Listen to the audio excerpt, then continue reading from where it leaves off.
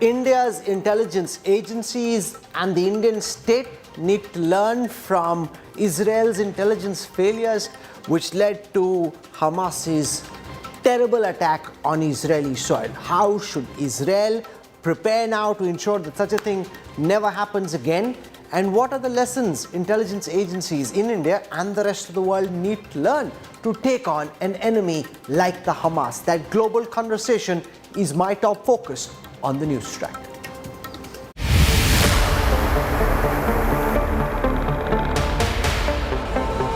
Hamas Jugaad shocks the world. Other terror groups taking notes. Big new danger for India too.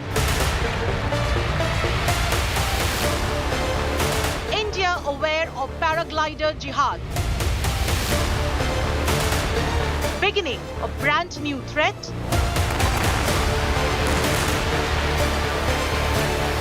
What lessons from Israel's failure? The big focus on Newstrack.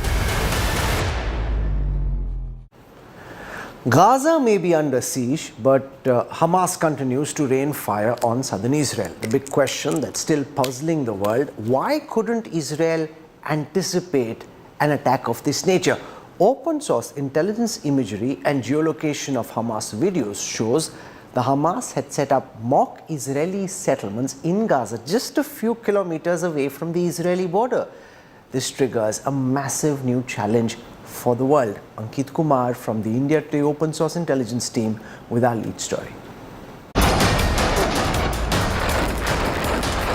From artillery rockets to paragliders to drones to terrorist foot soldiers,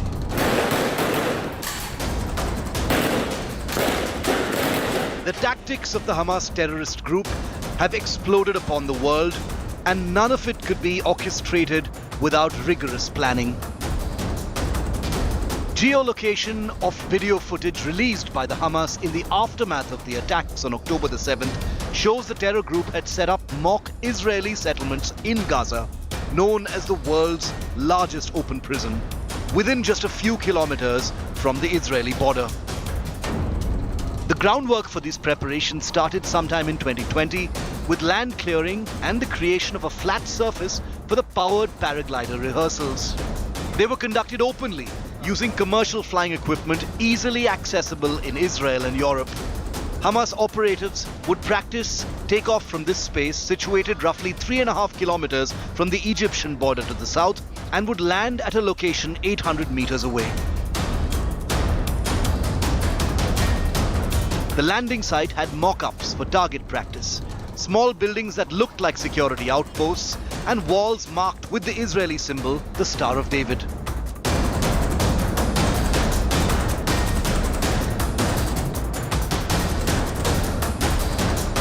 The propaganda footage shows Hamas operatives using kamikaze drones, which can also be geolocated to a nearby field.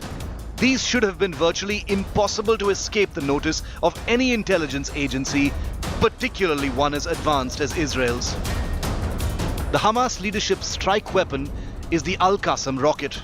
While these rockets have been fired several times before, on October the 7th, Hamas fired thousands of these in short waves, effectively jamming Israel's Iron Dome system. So if some of the rockets were intercepted mid-air, most hit Israeli targets with devastating effect. Egypt, which often serves as a mediator between Israel and Hamas, had spoken repeatedly with the Israelis about something big without elaborating or going into specifics. In the aftermath of the attack, Israel debunked any such early warning claims. But the fact remains that despite round-the-clock sophisticated surveillance, Israel was clueless about what was happening in its backyard for nearly 3 years. Innocent people are paying the price for this colossal, systemic intelligence failure, while the political authorities play the game of revenge attack. If there is one country which has a neighborhood which is as hostile as Israel does, it's India. What are the lessons countries like India and Israel as well must learn from this terrible intelligence and military failure to ensure that the kind of attack the Hamas was able to pull off against Israel never happens again, and most certainly doesn't happen in India. To talk about that, I'm joined on this special roundtable by Frederick Landau, former combat leader in the intelligence special forces in the Israeli Ministry of Defense, has been senior advisor to the Ministry of the Interior in the Israeli Parliament. With us is Glenn Carl, former CIA officer, Deputy Intelligence Officer for Transnational Threats, author of The Interrogator. He's an American expert on national security and foreign policy. With us is General Syed Atta Hasnain, well-known Indian military general, former military secretary, has commanded the Indian Army in the Kashmir Valley. N.K. Sood joins us, former officer in the Research and Analysis Wing. And I have Abhijit Iyer Mitra, Senior Research Fellow at the Institute of Peace and Conflict Studies. I want to start by asking Abhijit first. From an Indian point of view, Abhijit, what do you think is the main lesson India needs to learn to ensure that what happened Saturday in Israel never happens in India? Thank you, Rahul, and thank you for having me on. Look, the main thing is hubris, taking things too lightly, and most importantly, an over-reliance on technology. Technology is only as good as the person behind it. Technology does not ultimately replace the human being. I think this is something which we get very clearly from the breaching of the Gaza defenses and the breaching of the redundancies that happened after that. The initial patrols that came, which were lightly armored, were taken out by light drones, and then, those same drones took out the heavier tanks when they came. We also need to, be very clear about how we handle intelligence. The problem with intelligence is, unfortunately, Bollywood and Hollywood movies give a very wrong approach to how intelligence is. If you watch one of these movies, it's like, Rahul, let's go bomb that. And that's the smoking gun kind of thing. That is not how intelligence is. It's kind of like, when you cook, you can make 100 different dishes out of the same set of onions, garlic, and what have you. The final product is completely unknown. You don't know how to fuse the data, how to fuse the intelligence and things like that. Of course, I'm simplifying it a lot for our audience, but there is much more attention to be paid to intelligence out here. I would point you to several reports from 2015, 2016, and 2017, which actually showed several Pakistani tenders for the kind of paramotors that Hamas used on the 7th October attacks going out. We still haven't factored that in. Remember, for the last 2 years, we have had drones, Pakistan using drones to, paradrop things onto across the border. Again, we still don't have comprehensive measures to deal with those as well. The thing is, I know this sounds awful, but it's good in a way that a lot of this has Hamas likes to publicize its atrocities, because it gives us a lot of ammunition to learn from and not repeat the mistakes that we see being made. Frederick Landau, given the fearsome military and intelligence capabilities of the Israeli state, an attack of this nature was quite inconceivable. And of course, there'll be commissions of inquiry which will look threadbare at every error in the system. But from what you've gathered so far, what do you think are the most important lessons Israel needs to learn to ensure that nothing remotely similar ever happens again? So I think that we have learned our lesson, and we are about to act upon the lesson that we had on the morning of our Sabbath on the 7th of October. And when I say that, what I mean is that for many years now, basically since 2005, when the government of Israel decided to pull out all of its military forces and thousands of its own civilians out of the Gaza Strip, which was a decision aiming to start a peace process again, hoping that the Gaza Strip will become, quote, the Singapore of the region. Now, since 2005, we have been trying to keep peace in the region. But ever since 2005 and our own pullout of our forces and our people, rockets have been fired onto our towns. Terrorist attacks have been happening throughout this almost 2-decade period. And on the morning of the Sabbath, I think we got our final lesson that we can no longer look at the Gaza Strip as an entity, as a country, which will act like all other countries or entities. And what I mean is that the governing body, which is the terror group Hamas, has no interest in its own people's well-being, prosperity, or well-being. What I'm trying to say is we would have to annihilate the Hamas on a terror point of view, that they will not be able to bear arms, they will not be able to exist as a militant terrorist group, and they will no longer be the governing body of this Gaza Strip. Now, Israel has not yet decided what the end game of the Gaza Strip is.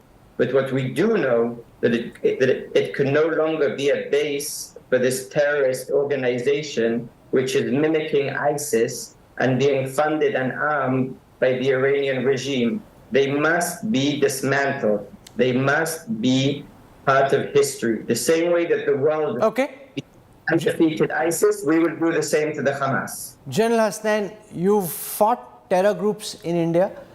You've looked at the ISIS internationally. Is there anything at all in India, whether it's the Lashkar-e-Taiba, the Hizbul Mujahideen, that you think comes remotely close to the Hamas? Not in this attack, nothing does, but even before, given the kind of military capabilities the Hamas had, what comes closest? Could something like this, in your view, ever happen in India? What do we need to be most wary and aware of? See, Rahul, first of all, thank you for this very interesting discussion. As to your main question, so far, really not demonstrated. But that does not mean that it cannot be demonstrated. After all, 26/11, who expected it? Did anyone expect an attack of that kind? That was not conventional war, I agree. But if that kind of a thing can happen in secrecy, many more things can happen. The interesting aspect of the situation prevailing in Israel, on the Israel front at the moment, is 50 years ago, what was done by Sadat in the Yom Kippur War. You mentioned 26/11, General Hasnain. Now, 26/11 had a group of terrorists who'd been trained by the inter-services intelligence in Pakistan. Correct. When you look at the manner and the military precision and the organization with which the Hamas terrorists attacked, do you think it seems inevitable that they had military minds and trainers backing them, that a terror outfit by itself cannot attack with this level of precision? Absolutely, there's no doubt about it. I'm sure there must have been sponsors. You see, there's been denials across the board. Iran has denied it, everyone else has denied it. But obviously, and today's world is a world of mercenaries. Today is a world of all kinds of other people under arms. There are a huge number of people who are experienced in this kind of warfare. All could have been involved in this. Technologies. These kind of organizations are not particularly adept at technologies, but they have acquired them. They've got the wherewithal. They've got the human resources to come and train them. You've seen power motors, paragliders, power motors and things like that. We have also had this intelligence earlier, as Abhijit just said. We have got this intelligence earlier, and lots of people were discounting this happening. Now with what's happening in Punjab, the kind of induction of wherewithal through the help of drones is something in the future which can be repeated with human resources. There is also this whole threat which the Lashkar-e-Taiba had given a couple of years ago. Hafiz Saeed himself said, let 500 people try and get in across the line of control. Even if 100 get in and 400 die is acceptable. We have never experienced. Hamas used in this attack some very unconventional attack choices, using paragliders to get across the fence, knowing where the observation posts were, using snipers to take down those who were on the observation posts, using pipelines supplied as material from Europe, turning them into Qassam rockets. Is this the level of finessing you think the Hamas as an organization is capable of? Or do you think they're really getting the help of proper military minds, whether it's the Iranians that we know in a proper inquiry, but do you think it's almost inconceivable that a terror organization could do something like this? Well, we shouldn't really think of Hamas as a terrorist group. If what we think of when we say terrorist group is a small number, dozens, perhaps in the low hundreds of almost always men who are planning to blow up a bus or kill someone with a drive-by shooting or something to that effect. Hamas has always been much more than that.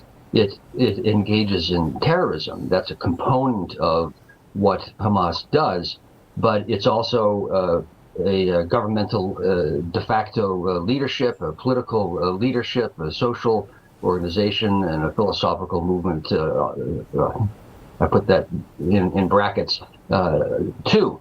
So they are capable of doing and engage in terrorist actions, but then they also have a more conventional kind of military aspirations. They seek to be much more than people recognize them as being on the whole. That they have these conventional creative military capabilities at the level of training of individual combatants up to tactical and even strategic planning and capabilities is not a surprise at all. That they were so creative and successful obviously was a surprise in this instance. But otherwise, there's no mystery that Iran has been providing assistance and training for years and years. Now, that doesn't mean, and I think the evidence indicates that Iran has not been directly involved in this attack, but creating the capabilities in Hamas to do something like this, sure, that's not a surprise. So, given the fact that Israel has such high-end human and technical intelligence capabilities, and that this wasn't a lone wolf attack, this is an attack with multiple fronts being opened simultaneously, how is it, according to you, Glenn Carl, that the Mossad, the Shin Bet just didn't read all the dots that were being formed on the wall? I'm told by some geolocation experts that some of this training was happening as close as 4 kilometers from the fence that Israel has erected. Well, sadly, tragically, I think actually this is an easy enough question to answer. During my training 40 years ago, I spent a number of days with the United States Marine Corps, as all of my fellow officer candidates did in the agency at that time, because the Marine Corps is responsible for providing the protection of official American facilities overseas, embassies. And the single problem that they had to deal with and must deal with every day is routine, complacency, boredom, and then lack of attention to detect the abnormalities that are the central point that intelligence services and security services have to look for. When you have 15 years of watching a wall, all of the measures you take cannot really overcome the almost unavoidable complacency or slow decline in the acute attention that one can pay when one's adrenaline is flowing. So I'm not surprised that the Israelis got caught short in this. Of course, it's a terrible thing. These are tragic mistakes with oversights with hideous consequences. But that is the single largest challenge for anyone providing security. General Hasnain, we see this happen oftentimes during counterinsurgency operations or even during deployment on the line of control, where complacency sets in, or a particular Paltan or the troops that are out near the LOC just start getting fatigued, or they start believing that nothing's going to happen, and that is oftentimes when things go terribly wrong. Absolutely, Rahul. We are subjected to what are called bat actions very often by the Pakistan Army in the pre-ceasefire days. And this was something which used to always keep the Indian Army alert. But despite that, there were moments when we were caught napping. I think one of the ways that we tried to overcome these issues was to create a belief among most commanders that the obstacle system was not impenetrable, that zero infiltration was never possible, that there will be some kind of an infiltration which will take place, 10%, 5%. and that we have to have a layered system. Now, in the case of the Israeli system, which I have visited myself and seen it, outstanding thing, it is not a layered system. Israel does not have the kind of depth to create a layered system. The system which we have on the line of control, which I have been commanding for years, is sometimes almost 50 kilometers wide, in which we have 4 or 5 lines on which we can actually limit infiltration coming in. So this is a major lesson. This is something the Israelis need to look at very seriously, because they believe perhaps that their wall or their system created through the wire obstacle is absolutely impenetrable. Nothing is impenetrable. I think that's a good point you made. You can have a music festival happening at 3 kilometers from the wire obstacle is something that just shows that complacency had set in. Now, N.K. Sood, the Indian state is trying to build at this moment the capacities of the research and analysis wing and the intelligence bureau at this moment, with no disrespect, nothing comparable to the Shin Bet and the Mossad. And yet an attack of this nature happens. From the perspective of India's intelligence agencies, what do you think are the most important lessons we need to learn right away, given what happened with the Mossad and the Shin Bet? Actually, all the intelligence agencies all over the world, whether it is CIA, Mossad, RAW, or maybe KGB or anything, they are all dependent today on technical intelligence. Their human intelligence is failing, or they are not giving special attention to human intelligence. That is the reason why Mossad failed. And our adversaries or the terrorists, they are today more smarter. They used to use mobile phones, now they are not using. They used to use internet, they used to use Facebook, and even email, Gmail, Google or Gmail. Now they are not using that. So it makes our job difficult, and we have to find other ways. You see, the Mossad has a strength of nearly 7,000 people. That is a small country, and RAW, on the other hand, hardly has a strength of 10,000 persons. And we have disturbances all along our border, whether it is Pakistan, it is China, or even your northeast, or even you can say our sea coast, which is 7,516 kilometers long. But otherwise also, we are otherwise very cautious. I think we are doing well. We are building our army, we are building our navy. But I think our intelligence needs to be built up more. Today, we used to be very defensive all along our period. Now, for the past few months or maybe a year or so, this system of intelligence that has gone offensive, and that's why we are more protected than even the Mossad or Israel. But there's a lot of things that we have to do or learn. You see, India was responsible for the security of Sheikh Mujibur Rahman. We knew that ISI will kill them, and we specially took care that he is not killed. But when he was killed, it was 15th of August 1974. That's when our RAW chief, R.N. Kao, he used to be holidaying only 2 days, whereas it's 26th January and 15th August. So in this case also, to attack Mossad, to attack Israel, they chose especially October 6 or 7 when they were celebrating. But the disturbing factor is that they had been training. They had sent 1,000 jihadis on training. They were training in different fields. They were training in arms. They were training in paragliding, and not only in Hamas, but they were doing some training in Iran and even Nepal. But this is an important point. And the fact that you get over dependent over time. We are supposed to be living in the tech and the digital age, Abhijit Iyer Mitra. You tend to get over dependent on your devices and on what you think is smart technology. And if your enemy goes off the grid, if they're simply not communicating on the grid and you're looking at different radar machines, you're looking at your smartphones, trying to catch them, that becomes tough because they're not there. They could be in plain sight doing things which you can see if you just keep your eyes open, but you're looking at technology and not looking at what's happening in front of your eyes. Absolutely, Rahul. So, the problem here isn't just the over-reliance on technology, it is the pace at which technology is progressing. It is going at a rate which is so mind-boggling. I don't think, if you remember, this is my phone right here. If you look back, 20 years back, what I can do on this one mobile phone, probably only the president of the United States had that kind of word processing, communication power. And it would have taken up the equipment of an entire Boeing 747 to get all that equipment together. Today, I'm literally holding it in the palm of my hands. So, technology is going so fast at the moment.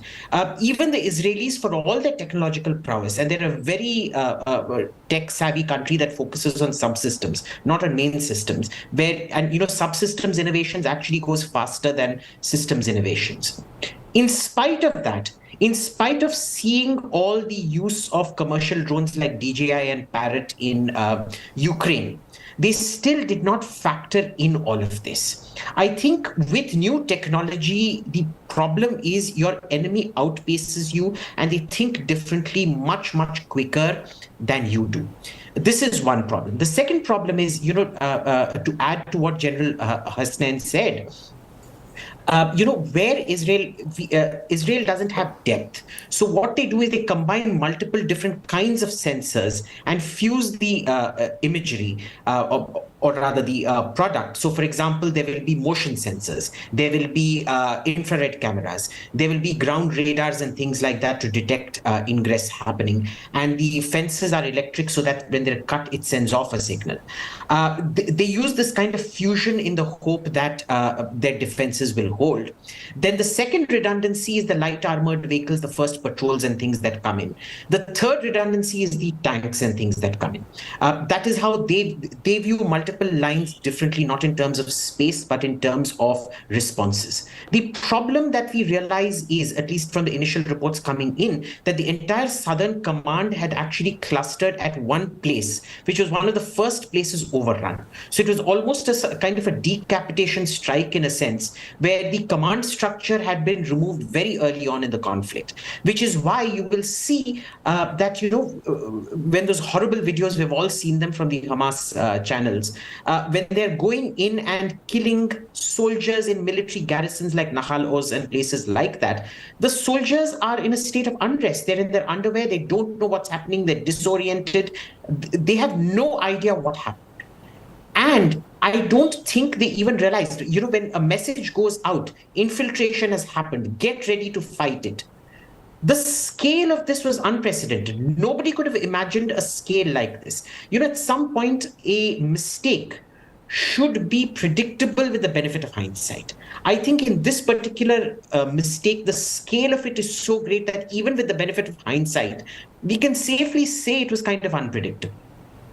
Now, the other thing that we're seeing, General Hasnain, is decoys. Whether these are cheap Qassam rockets activating the Iron Dome and inviting very expensive counter-fire, or using pipes to turn them into rockets, getting them across. We're seeing false radar warnings going off, people getting messages on their phones saying there's an emergency. Then it turns out that was activated accidentally, as happened on Thursday. So all this seems to suggest that after a while, people will start wondering whether... Repeated over a period of time, and probably Hamas had studied this extremely well, giving out warnings which are contradictory to each other, taking back particular warnings at a particular time, etc. All this leads to the confusion, and the command and control setup goes into a complete kind of a paralysis. One thing I can vouch for is, we have been hearing about 5,000 missiles or whatever aerial means they've used. My visits to Israel did reveal to me that the estimate that Israel had 5-6 years ago of the kind of munitions which were held by Hamas and Hezbollah was to the tune of over 100,000. And they knew very well that the Iron Dome cannot, under any circumstances, withstand that or neutralize that. So I'm not sure what had they done to ensure that whatever leaked through, how were they going to look at that particular aspect? Because the destruction would be immense. And that's exactly what has happened. Is this something, Frederick Landau, that's throwing people off in Israel? The fact that everyone's getting emergency SMSs only for the government to later clarify that this got fired accidentally. Radars keep going off. It looks jammed. Looks like even in North Israel there's a massive incursion taking place. Later that turns out to be false as well. So how is this tech malfunctioning and Hamas's ability to, to beguile the tech, to send it on the wrong path, and to just confuse the hell out of what the tech is telling people? So just let me explain. This has nothing to do with the enemy's capabilities. This wasn't some kind of a cyber attack. This was a man error. This was a complete mistake that took place in the war room, and the wrong message was basically sent out to all the citizens. Yes, it made us a little edgy. Yes, some people might have ran to the safe areas for no reason. But it's, we would all say, better safe than sorry. But it's very important. The Hamas and the enemy had nothing to do with this. This was not some sort of a cyber capability or messing with our radar. The Iron Dome is working fantastically. Just take into account 6,000 rockets, 6,000 have been shot towards Israel, and only a few of them have actually hit the targets that they were aiming for, which is also important to mark out that these are civilian targets that they are aiming for. We're talking about people's homes.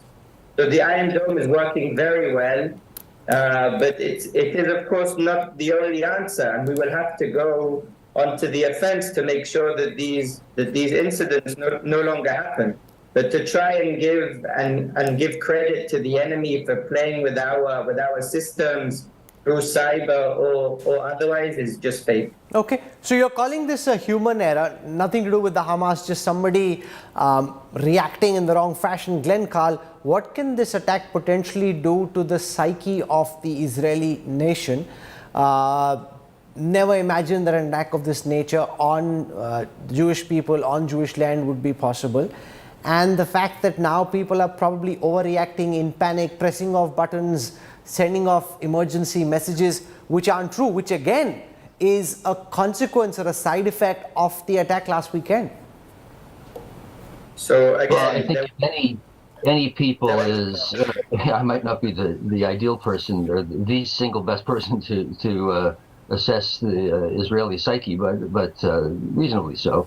But if any nation is aware of the existential threats and hatreds directed towards it from time to time, and in Israel's case, without stop by Hamas, I mean, it's the Israelis taking effect or being carried out.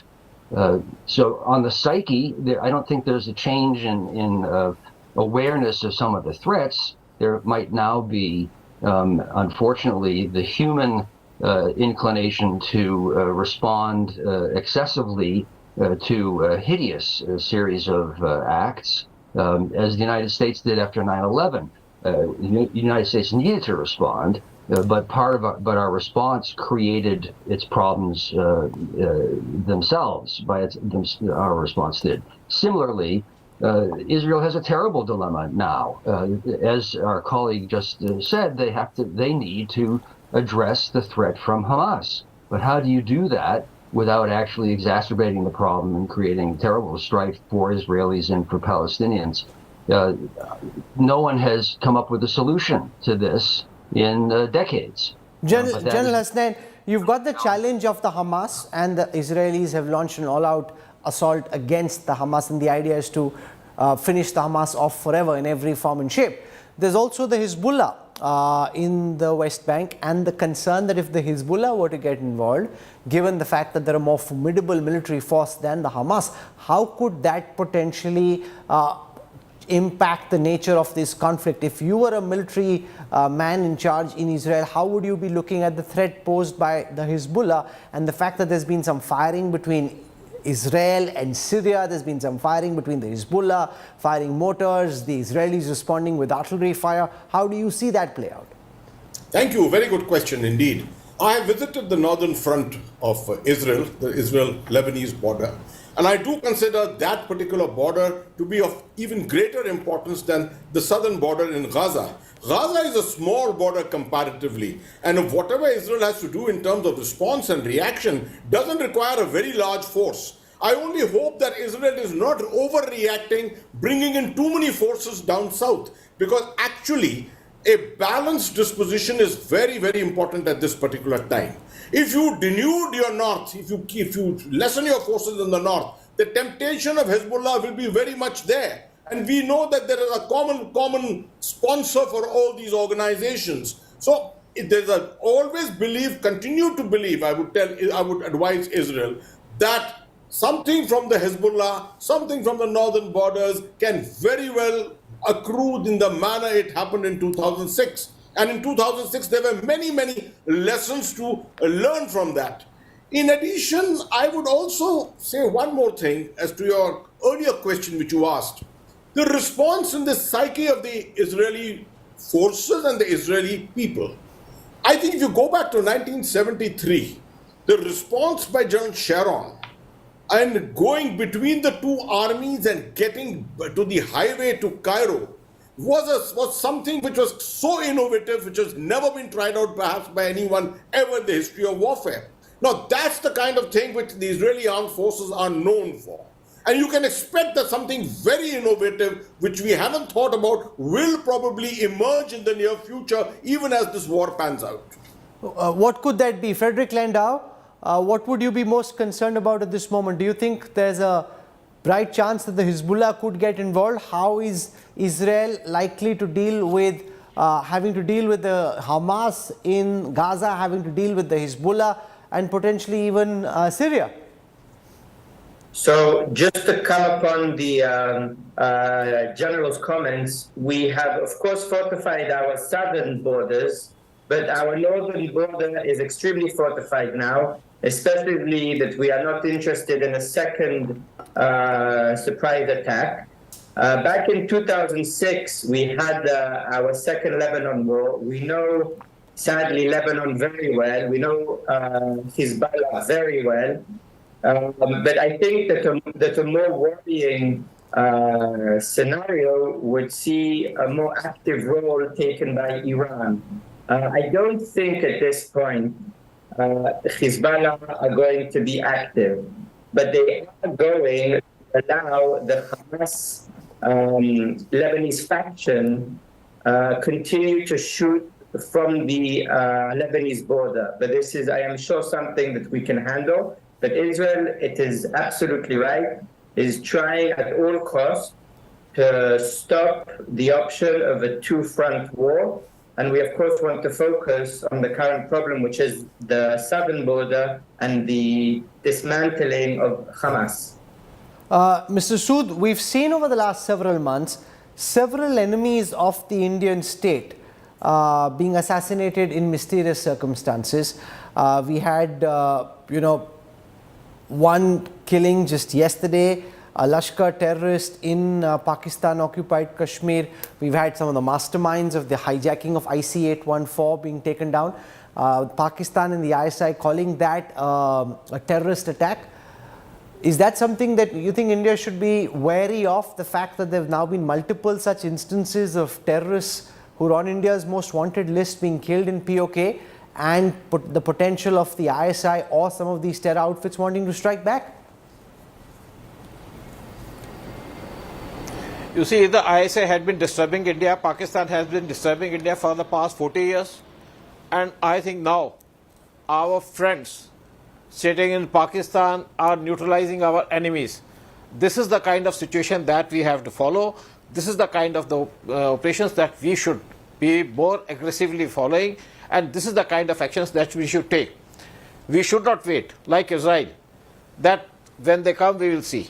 We should go out, like, when they did Pulwama, we did Balakot, and we neutralized 300 militants. Similarly, we will have to do something big, without caring about that Pakistan is a nuclear powered country. And in this now, whatever has happened in Israel is a eye-opener for all the world, including the USA. They should not be waiting for 9/11 like incident to happen. When 9/11 happened, thereafter US started supporting India in Kashmir. Otherwise, US was a spectator, they were enjoying. Now, after this Israel-Hamas war, I think this will be an eye-opener for the world that Pakistan is a terrorist country, Pakistan should be neutralized, Pakistan should be finished, their weapons should be controlled by the US or other countries. Sure. Abhijit Iyer, is that something that The you're concerned other about? countries, All you can these take the name of Canada. most wanted terrorists to be neutralized in one way or the other last several months, and the potential that the ISI or these terror outfits themselves may say, okay, we think India did it and they may want to come and attack us? Here's the thing, Rahul. The belief that somehow they will retaliate for taking out terrorists. They were going to come for us irrespective. See, they don't need an excuse to come at us. So it's not that they're going to come at us for taking out these people. But I would point out our Foreign Minister, Dr. Jaishankar's statement that it isn't Indian policy. I suspect in most of these cases, Rahul, we need to remember there is a huge intersection between terrorism and criminality. Terrorism requires drug peddling, arms smuggling, all kinds of criminal activity to fund it, which is why, terrorists the life expectancy of a terrorist anywhere in the world isn't very long. In Canada, we know there was massive infighting in terms of, territory and things like that. In Pakistan, we know what is happening. There is, it's literally a museum of religious fanatical freaks who are at each other's throats. There are more Pakistanis killing each other than Pakistani terrorism kills outside. Okay, General Hasnain, final words from you. Is this something you'd be concerned about, the possibility that they'll want to blame India? That, why would all these most wanted be killed one after another? Of course, India is doing it. India, of course, saying absolutely not. This is a ridiculous charge. Is that something that would be amongst your key concerns at the moment? Rahul, not at all. I'm not concerned about it. As an Indian, I would not even hazard a guess as to who is behind doing all that. It just makes me happy that it is happening. For 40 years, as Mr. Sood just said, for the last 40 years, it's been happening inside our territories. And there has been total deniability on this from the other side. In fact, Pakistan has used denial as a weapon, a strategic weapon. I think the same denial is existing for us to adopt. We have to make sure that we continue denying this. Whether it is happening from our side or not is the concern of the government, not any of us. Okay, so we've covered a lot of ground about what went wrong, the lessons we should learn, what India needs to be wary of, the lessons at large for the rest of the world. Frederick Landau, Glenn Carl, Abhijit Iyer Mitra, N.K. Sood and General Syed Ata Hasnain for joining me on this Newstrack Roundtable. Thank you very much. Appreciate your time deeply, gentlemen. We'll slip into a quick break. We'll keep tracking the Israel offensive against the Hamas like no other Indian channel will. I'll have more for you when we come back on the other side. Stay with us, back in a moment.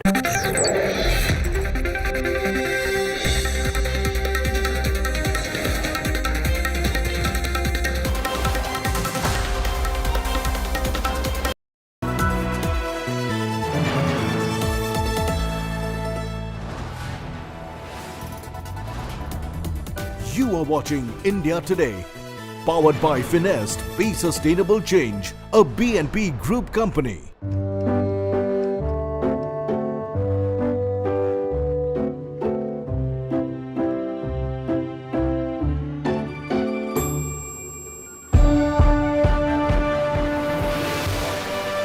Colors by Cola makes you wish everything was as vibrant.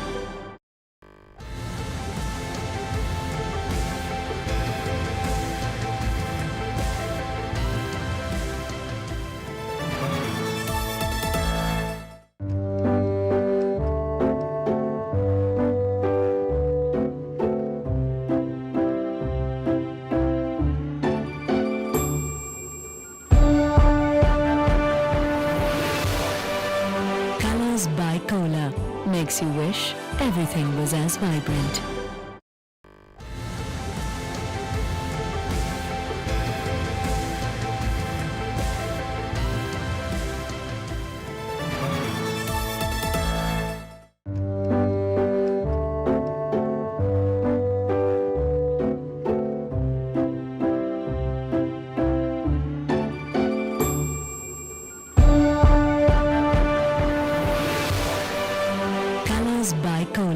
Makes you wish everything was as vibrant.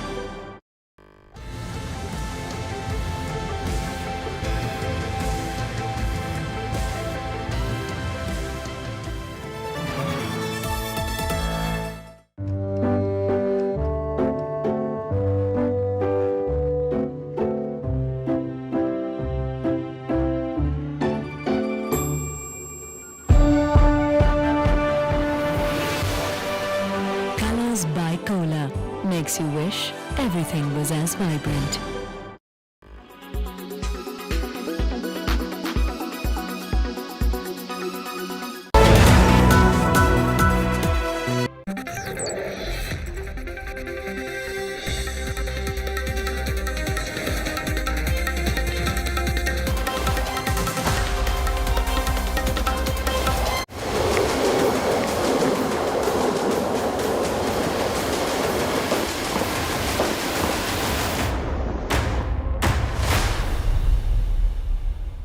The India Today team right now is at the front lines of this conflict. These are the powerful Markava tanks of the Israeli army, and these tanks have now been mobilized.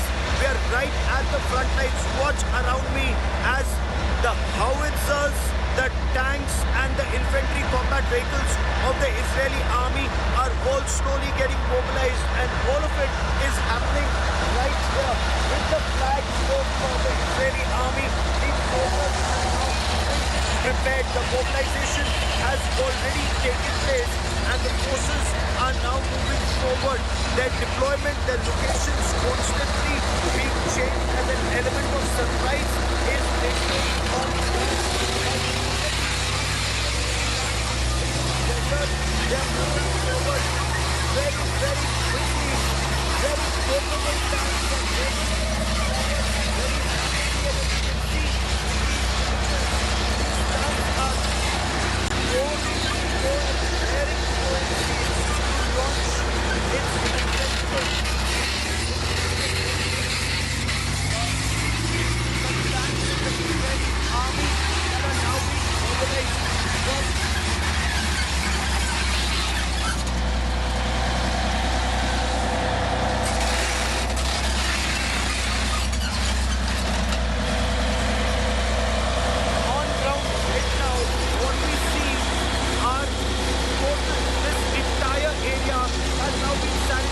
only military movement that is permitted here. No civilian movement is permitted here. We are permitted to come here because we have a special power to come. These are the front lines. This is absolute front line of Israeli military deployment and location. Behind these very powerful tanks, blocked and loaded. Some of these tanks were initially deployed at the front line where there was a breach in the fence. That breach in the fence was where the terrorists had infiltrated from these tanks were keeping an eye. They were keeping a hawk eye on any infiltration that was taking place to prevent it and to found where it take place. But it's more than a regiment of a tank that's behind us.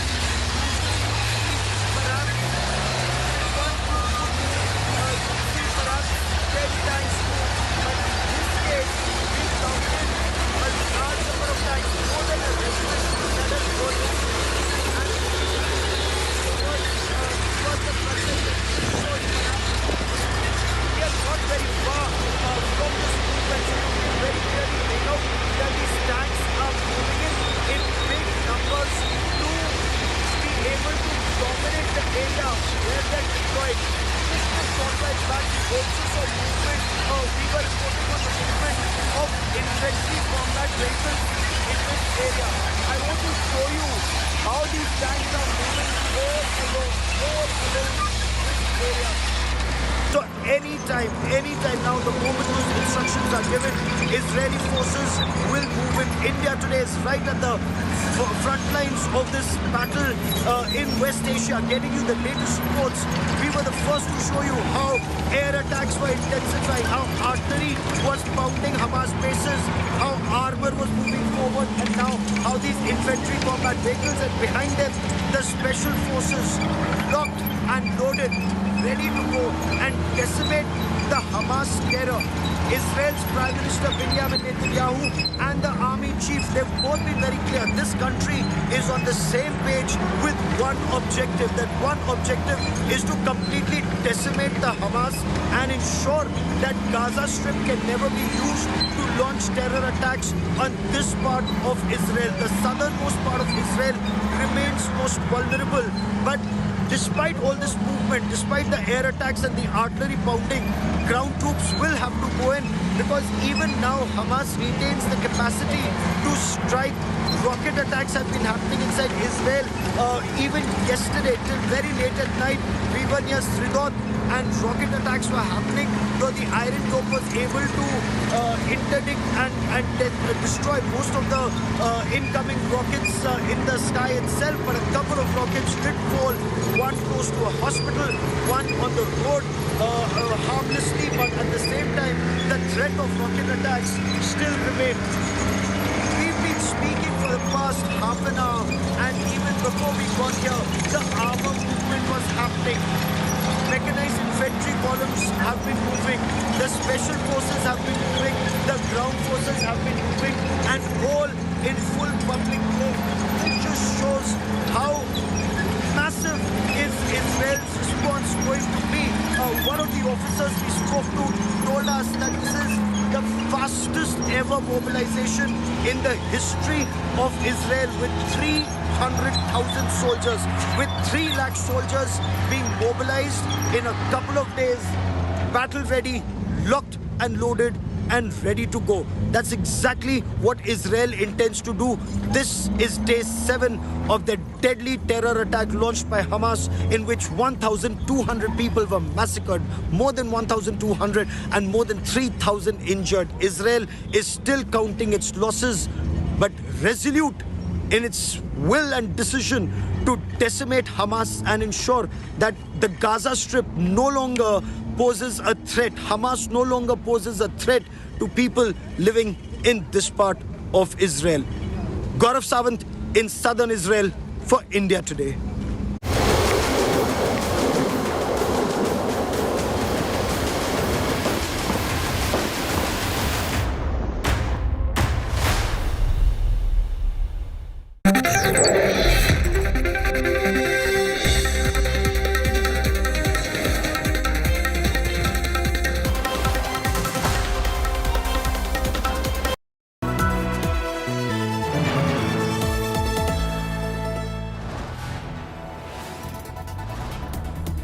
You are watching India Today, powered by Finest, Be Sustainable Change, a B&P Group company.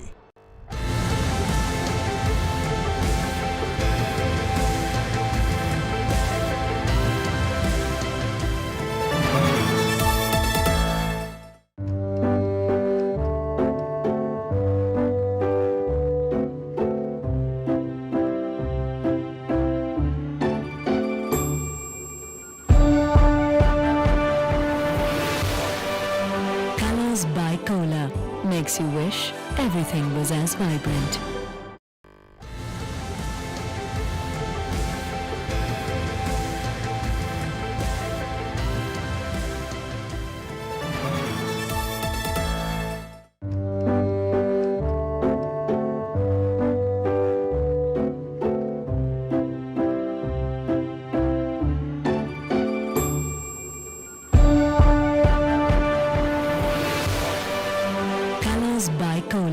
Makes you wish everything was as vibrant.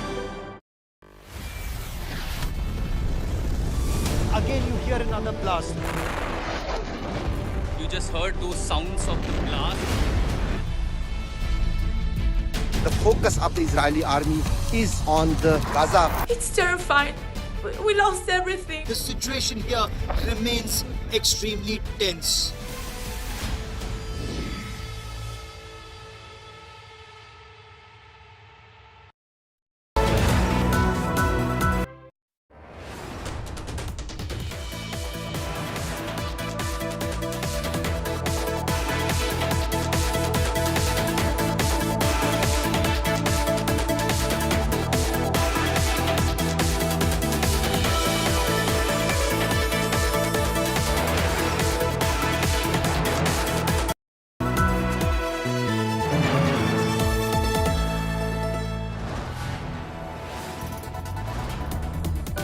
You are watching India Today, powered by Finest, Be Sustainable Change, a BNP Group company.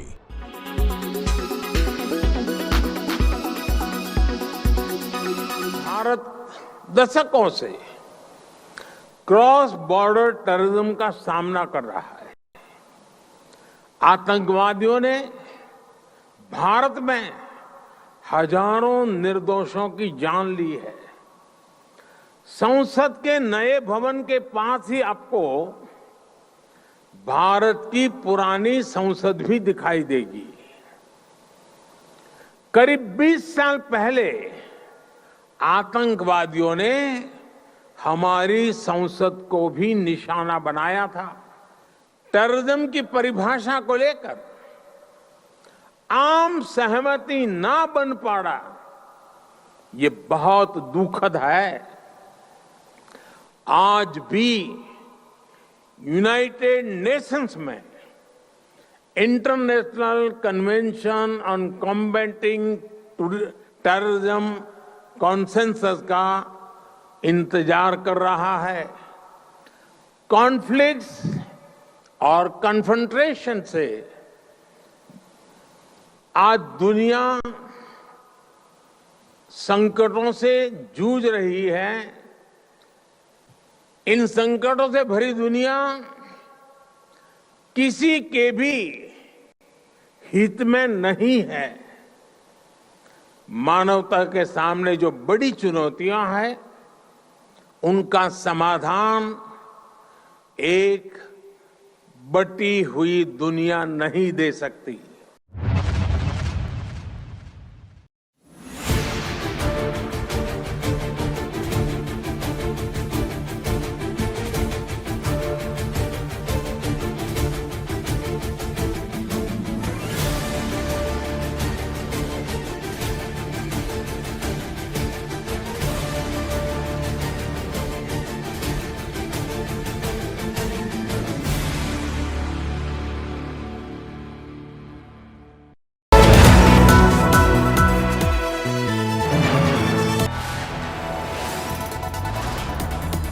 You are watching India Today, powered by Finest, Be Sustainable Change, a BNP Group company. Co-presented by Star Health Insurance, the health insurance specialist. Co-presented by हर घर का hero green ply का E0. Co-powered by the bold look of Kohler.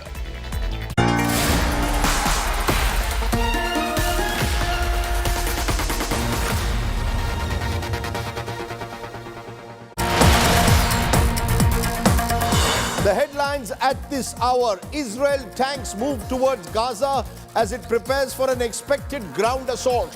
Over 1.1 million Gaza residents given a 24-hour ultimatum by Israeli forces to evacuate and move southwards. Hamas terrorists claim at least 13 Israeli hostages killed in Gaza by the Israeli airstrikes. War death toll mounts to over 3,000 now for both Israel and Palestine. War hit Gaza plunges deeper into a massive humanitarian crisis. Houses reduced to debris. Israeli rocket barrage levels most parts of the Gaza Strip. Medical supplies are running low. No relief for Aam Aadmi Party MP Sanjay Singh. Court extends the arrested MP's judicial custody until 27th October over the Delhi liquor gate probe. An Indian skipper Rohit Sharma expresses confidence ahead of the big match against Pakistan in the World Cup. Says that Shubman Gill is 99% fit for the big game.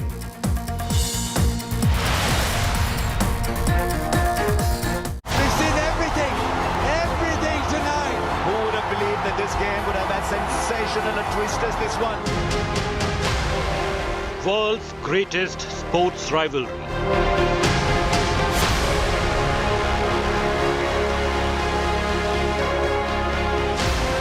World's largest stadium.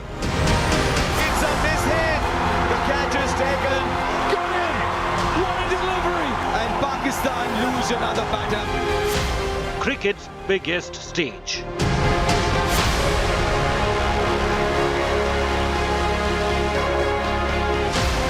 Billion people with bated breath. Pakistan in the game. Good catch. World Cup's most awaited match. This is a sensational hit from Virat Kohli. Beautifully down the ground. And he is by far and away the best player in one-day international cricket right now. Virat Kohli versus Babar Azam. Bumrah strikes. And very quickly at that. Got in! What a delivery! Saves Afridi again. Bumrah versus Shaheen Afridi. Most heated rivalry in world cricket. India versus Pakistan. Cricket Roundtable with Rajdeep Sardesai. Hello and welcome. The biggest clash of the 2023 Cricket World Cup is finally here. Two subcontinental giants with shared borders but with a relationship that can only be described as tempestuous. The noisy at times neighbors, but neighbors who've shared a very scarred history. Both India and Pakistan have 2 wins each in this tournament, but India has a record of having beaten Pakistan 7 consecutive times at World Cup ODIs. The big question then is, before the largest stadium in the world, the Narendra Modi Stadium in Ahmedabad, kaun jeetega this big match? So first, on our Indo-Pak roundtable, we're going to bring you a matchup and then speak to the one and only Sunil Gavaskar as to who he thinks will win the big game. It's a match that brings together two nations and puts them on standstill at the same time. India and Pakistan. Two nations that thoroughly love the sport and their superstars alike. And the two teams converge at the stadium, which is now the new powerhouse of cricket in India, the Narendra Modi Stadium in Ahmedabad. Both teams have winning momentum at the moment, but history suggests that there is just one team that has the wood over the other in Cricket World Cup. On all 7 occasions that India and Pakistan have met before, the men in blue have always come up on top.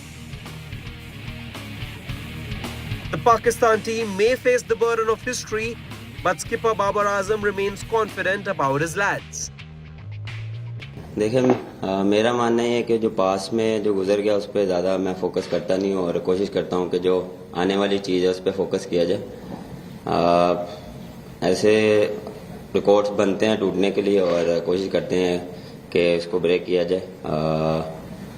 इंशाल्लाह कोशिश करेंगे कल अच्छी performance दें on the day. Depend करता है on the day आप कैसे खेलते हैं और मुझे पूरा बिलीव है मेरी टीम काफ़ी अच्छा करते आ रही है द फर्स्ट 2 मैचेस में और इंशाल्लाह अगले मैचेस में भी अच्छा करेंगे. The Pakistan team reached Ahmedabad a day before India did and were quick to hit the nets. Special plans could be in place for Chinaman Kuldeep Yadav, who's haunted them in the past and is looking even better at the moment. For India, most things are going as per plan, and a big century from Rohit Sharma in the last game could be an ominous sign for Babar and co.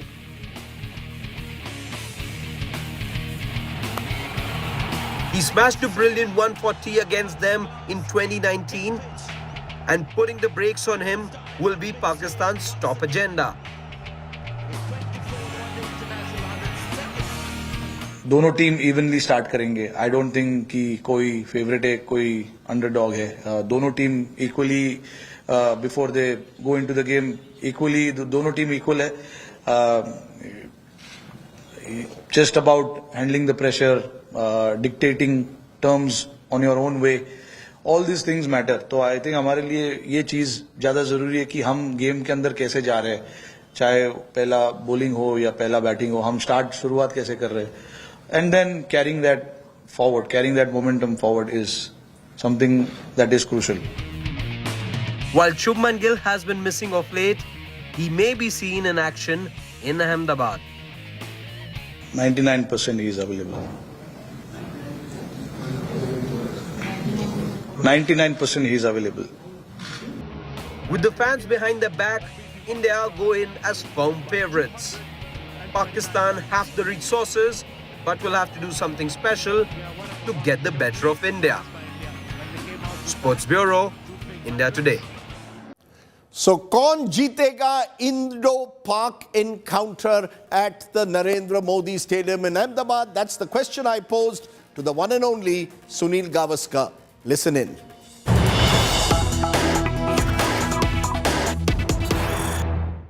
Okay, so let's start with the big question that's being asked.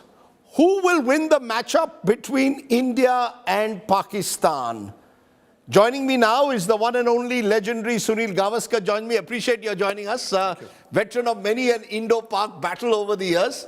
But I must ask you this. Going into this match, can we say with real confidence, India goes in as clear favourites for once? Favourites for sure. For the simple reason they played some top-class cricket in the first two matches that we've seen. In the first match, the recovery after losing 3 wickets for just 2 runs to go on to win the game. The way their bowlers bowled to restrict a good batting lineup, Australian batting lineup to under 200. Then again, against Afghanistan, towards the last 10-12 overs when they restricted Afghanistan from getting to 300. And then, of course, Rohit Sharma's 100 and Kohli continuing his form with 2 back-to-back half-centuries. I do believe India certainly are the favourites. Let's look at man-to-man, if we can. The openers first. There's a possibility Shubman Gill will play. It's still uncertain. He's gone back into nets. But either way, our top order, Rohit Sharma, Shubman or Ishan if he plays, Virat Kohli, again in good form, Shreyas Iyer, not yet tested, and then KL Rahul with a terrific innings in the first game. Do you believe that we have, let's compare that to the Pakistani batting lineup. Who do you think has the stronger top 5? I would imagine that, the batting lineup is pretty much even Stevens, despite the fact that Babar Azam hasn't scored runs in the first 2 games. Imam hasn't scored the runs. But Abdullah Shafiq batted really well after Pakistan lost those 2 wickets. And Rizwan at number 4 has been top class. Even in the warm-up game, he got 100 against New Zealand. Here again, in a tough situation, scoring 100. So yes, I think the top 4-5 are pretty much even Stevens, excepting, I think, for the form that Rohit Sharma showed, scoring 130, and the form Kohli has shown. So yes, I think maybe just a little bit as far as India is concerned, looking at the form. But all the batters, whether it's Pakistani or Indian, capable of turning up on the day and scoring big runs. You mentioned Rohit and Kohli, and many believe that what you need in an India-Pakistan match is people with experience, who've got the idea of how to deal with pressure. Do you believe that gives a huge edge when you have 2 players in form, in home conditions, proven on the big stage, versus the Pakistanis? Relatively, most of their players are new with the exception of Babar Azam, gives India a huge edge. That definitely does, because what the experience tells you, as we saw in that partnership between KL Rahul and Virat Kohli, after India had lost 3 wickets for 2, the Australians were right on top, was the way they built that partnership. Kohli going and telling Rahul, play this like a test match, because there is the new ball available both ends. The ball was doing something. So yes, it would be caution for the moment. It wasn't that India was chasing 299. Then it might have been, no, let's get going. Or 199, less than 4 runs and over. All it needed was to make sure in the next maybe 3-4 overs, no wicket fell. Then you could, pick the runs off, because frankly, what we have seen is Australia has got these wonderful 3 new ball bowlers. After that, their bowling is easy to pick runs off. So it's a matter of, playing it smartly, which is what they did. And how does one play smartly? With experience. So I think with the experience that the Indian team has, certainly I think they hold the edge. I wanted to ask you one question always. Virat Kohli running between the wickets. You were a great proponent of having batsmen who could take the singles at the right time. Virat Kohli seems to take runs. Even when he's 60, 70, he's running hard for the second, third run. Have you seen any Indian batsman run as hard as Virat Kohli for a sustained period of time? Can't think of anybody apart from, say, Mahendra Singh Dhoni. but Dhoni, of course, was batting down the order. Both of them, superb runners between the. But it's not just the running between the wickets; it's the ability to sense when you can steal a single. You can run between the wickets if you have the speed, but to be able to judge who's the fielder, which hand is he going to throw, and therefore is there a risk in going for that run? That is what separates Kohli and Mahendra Singh Dhoni, because they knew whether it was a risk worth taking. And then they knew that even if it was a risk worth taking, they had the speed to be able to get into the crease. And it's not just Kohli. KL Rahul, top form. The two late cuts he played of Zampa in the match reminded me of the great GR Vishwanath at his best. Absolutely. Do you sense that KL Rahul has arrived in that sense? He's had a lot of criticism, particularly in the red ball game, but in white ball, he's in top form. So that gives us batting depth. Of course, at number 5, if you have somebody like him, and that is also a huge advantage when you talk about Rahul at 5, because he's an opening batsman at heart. So even if 3 wickets went, like it went against Australia, you had an opening batter coming into bat at number 5. So he could play the moving ball and then build the innings together. And he's been in some unbelievable form. Look, he was out of the game for about 3-4 months after that injury he sustained in the IPL in May. And when you're at the peak of your cricketing sort of years, that's when you want to be back in action and then make up for the time that you missed. And he's making up for it. He's looking a completely relaxed player, completely different player, and that's good news for India. On the other side, there's Babar Azam. I know you're a great fan of Babar Azam. Is he the kind of batsman who could score that big 100 and take the match away? That's the one player whom Pakistan has who can actually turn a match. He can, he certainly can. What he would have been heartened by in the game against Sri Lanka is that despite him failing, he had batters who held the innings together. So that takes a huge load off him. Sometimes when you're the number 1 batter in the team, there is always that responsibility factor where you're thinking, no, I mustn't play this shot because if I get out, there's nobody down the order. So now he knows that there is a Rizwan who can come and hold the innings together. There's a Saud Shakil who can come in and hold the innings together. So I think that will take a lot of pressure off him.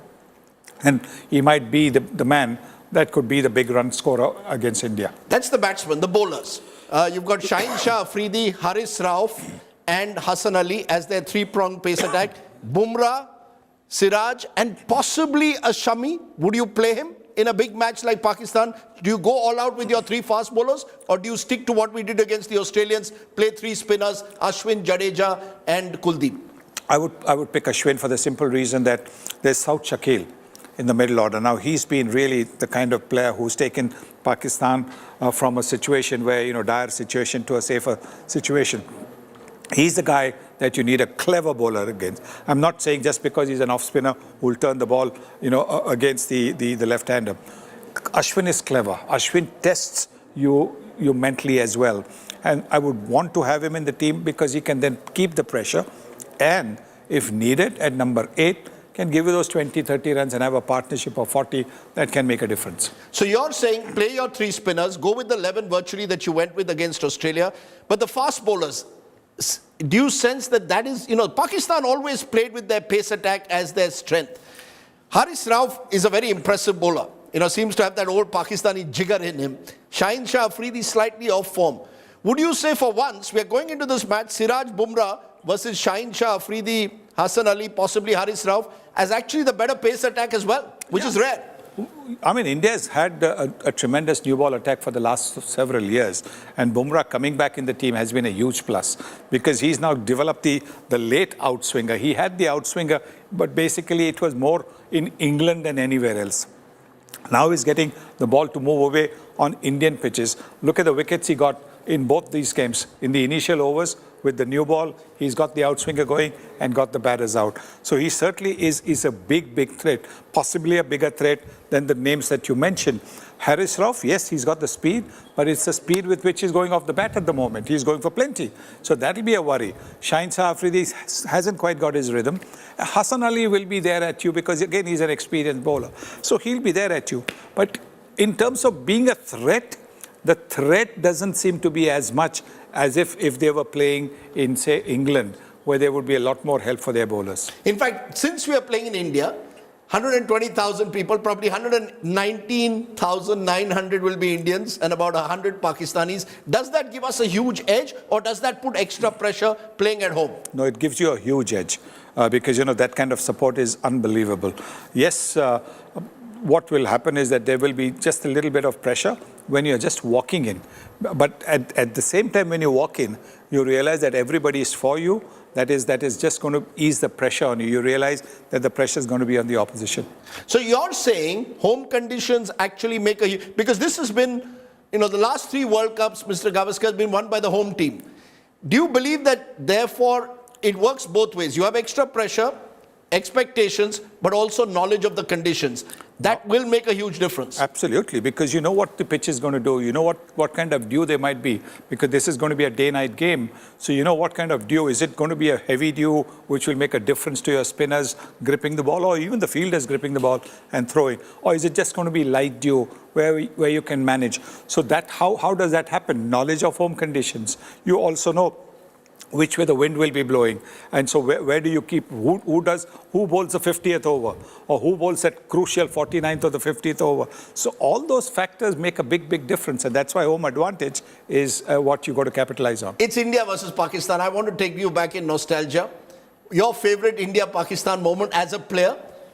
Has got to be the World Championship final, where we beat them in Melbourne.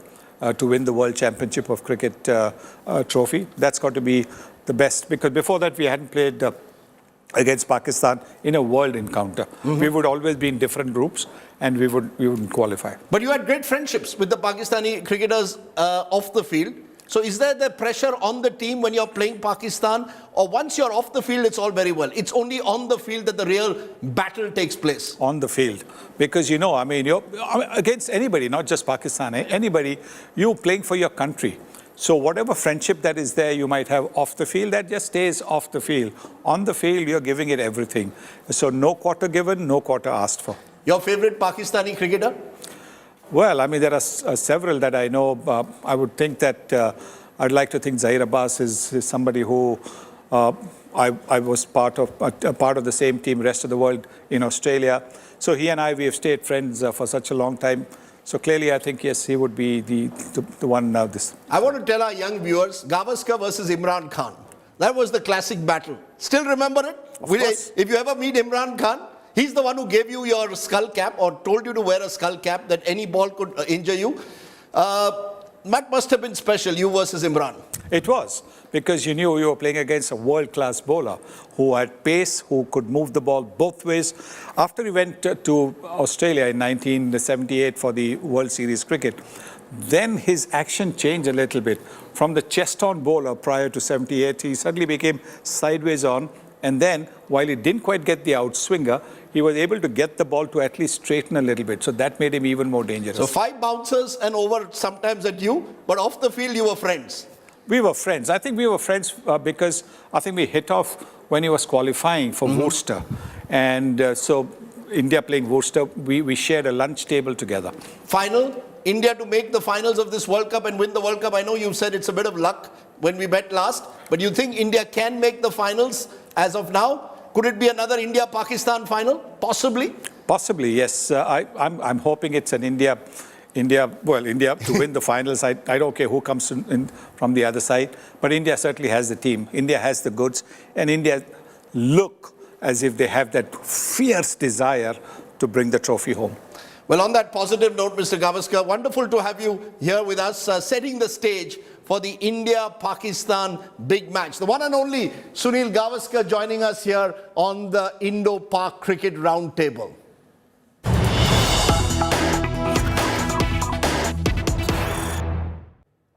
So Sunil Gavaskar predicting an India victory over Pakistan. But what about fans?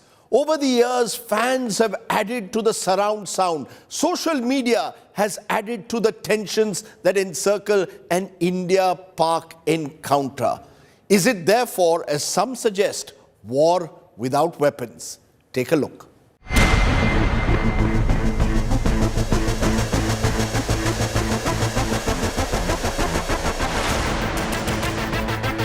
India and Pakistan, two countries divided at birth, united in their love for cricket.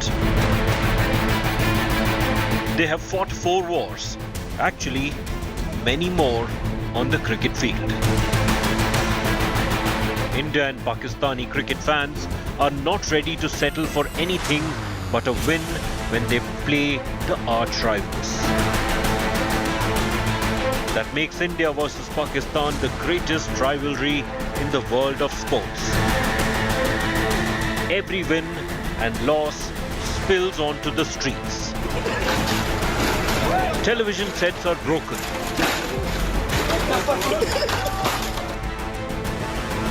Effigies and posters are burnt. The advent of social media has given fans new forms of venting anger. Cricketers are trolled viciously. कसम वाली बात मैं आपको बताऊं, मुझे पता चला कल रात ये लोग बर्गर खाते रहे हैं, कल रात ये लोग पिज़्ज़े खाते रहे हैं, ਇਹਨਾਂ ਨੂੰ क्रिकेट ਛਡਾਓ ਤੇ दंगल लड़वाओ, इनसे को दंगल लड़े. India-Pakistan cricket is a war without weapons. Which brings me to my talking point on the Indo-Pak cricket roundtable. The big questions. Has Indo-Pak cricket become war without weapons? Has politics cast a shadow on Indo-Pak sport? Has social media only aggravated tensions between the two countries and its players? Is it still a sporting encounter or a battle of competing nationalisms? Joining us now, special guests. I'm joined by Kirti Azad, 1983 World Cup winner, joins us. I'm joined by Shishir Hatangdi, former Mumbai captain, with us. Sharda Ugra, senior journalist, written several books on the sport. And by Javed Qureshi. He is joining me from Karachi. He's a former under-19 Pakistan captain, toured India in the late 1970s. Appreciate all of you joining me here on that war without weapons subject. Let's turn to you, Kirti Azad, first. Do you believe that it is war without weapons, that when you're playing Pakistan, the pressure is almost as if you're a soldier, not a cricketer? So the hype is basically from the crowd. Once, yes, maybe in the evening before the game, you might feel some little butterflies in your stomach. But then I can give you 2 instances. One, when I was witness to it, I was playing on the ground, was Javed Miandad hitting 6 of the last ball of Chetan Sharma. That is a perfect cricketing shot.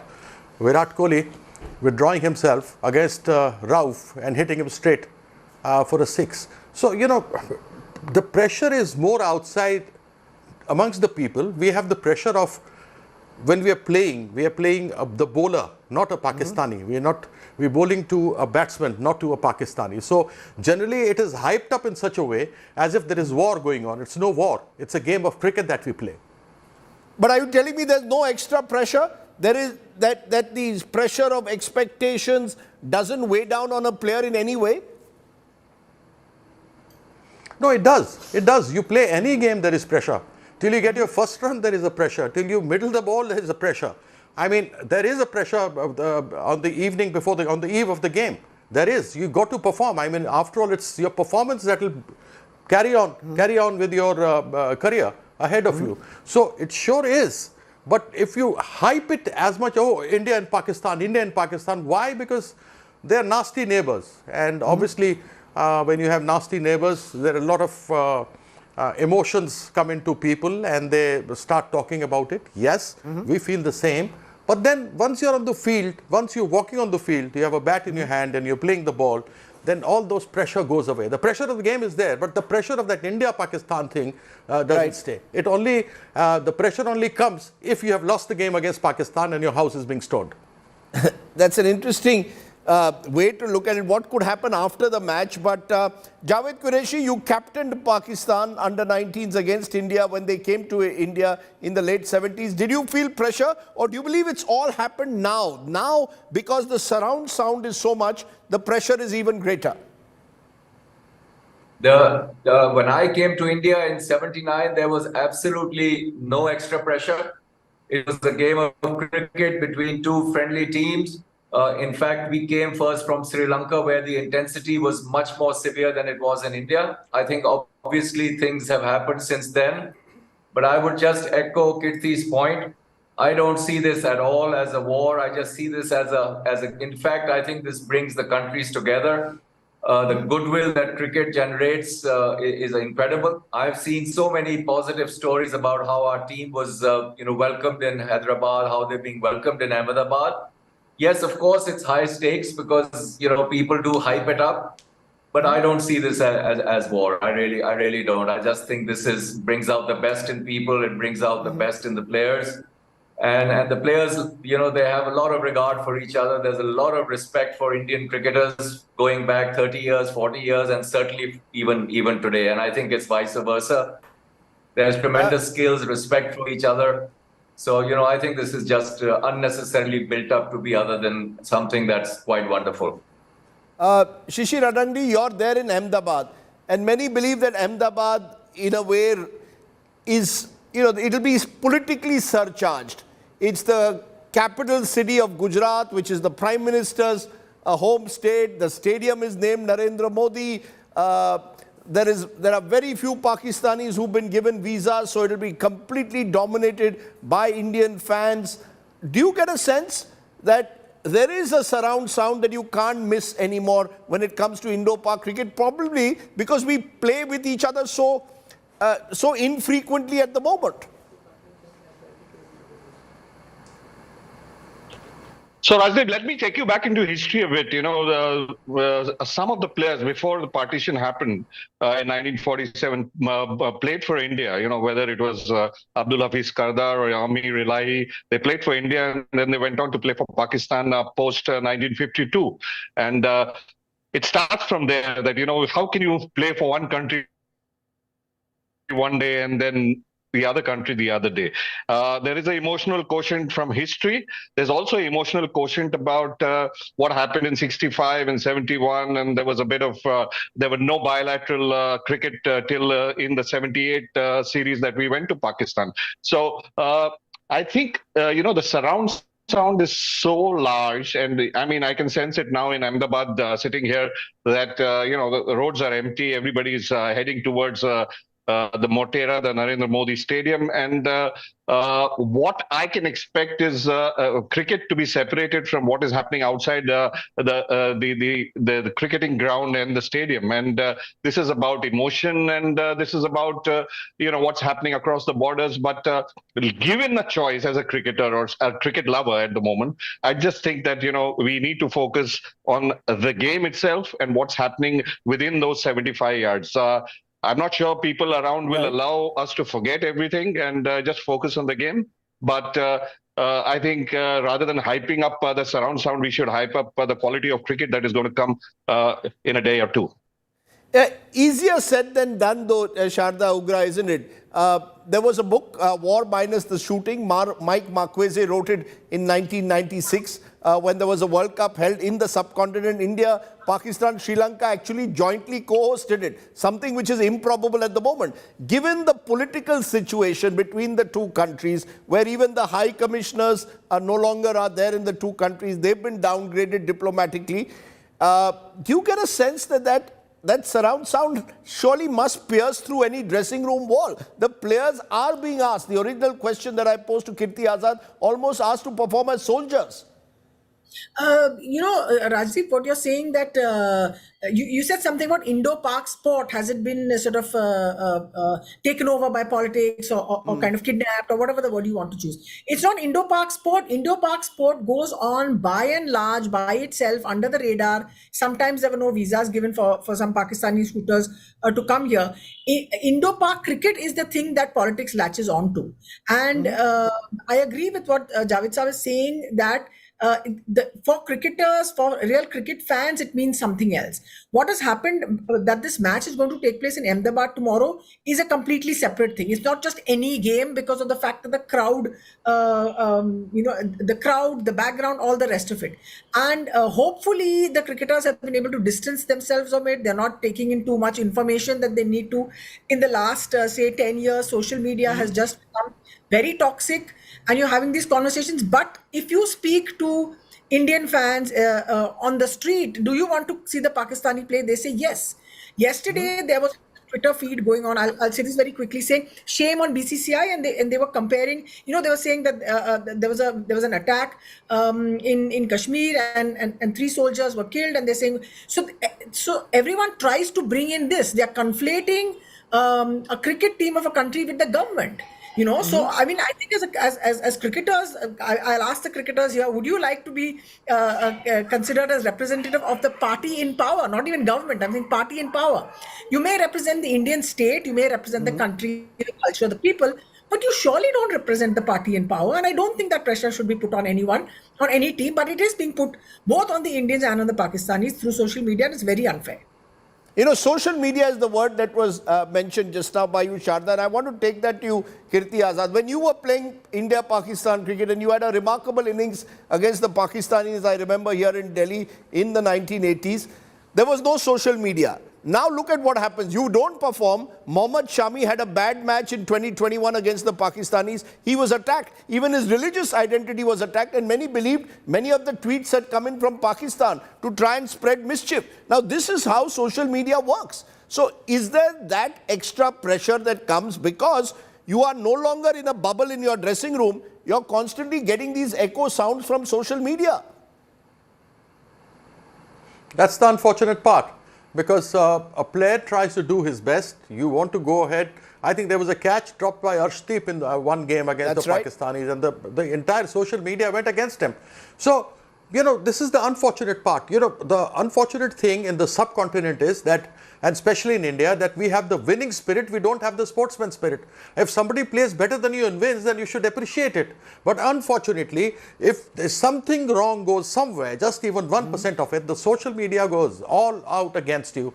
And that's the worst part. I mean, that makes a demon out of you, as if you're a big demon and you are the Ravana and you should be straight away hanged.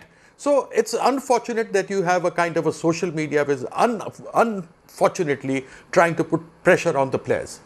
There is, of course, the Pakistan side. And Javed, I want to come to you by playing first a soundbite of the Pakistan Cricket Board chairperson before the team left, Parvez Ashraf. Listen in to what he said, and I want you then to respond in a moment, Javed. Just let's listen in to what Parvez Ashraf said.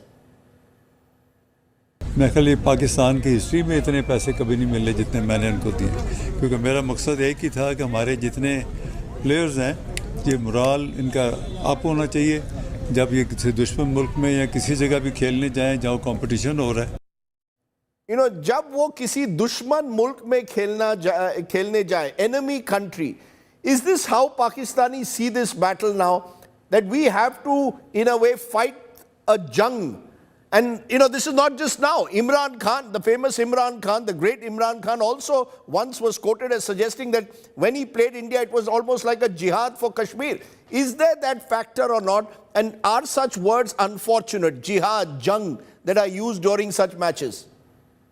These are extremely unfortunate words. You have no idea what the backlash was against the comments made by Zaka Ashraf Saab. He was embarrassed. I think he had a bad moment and he was gracious enough to come forward and apologize for his comments.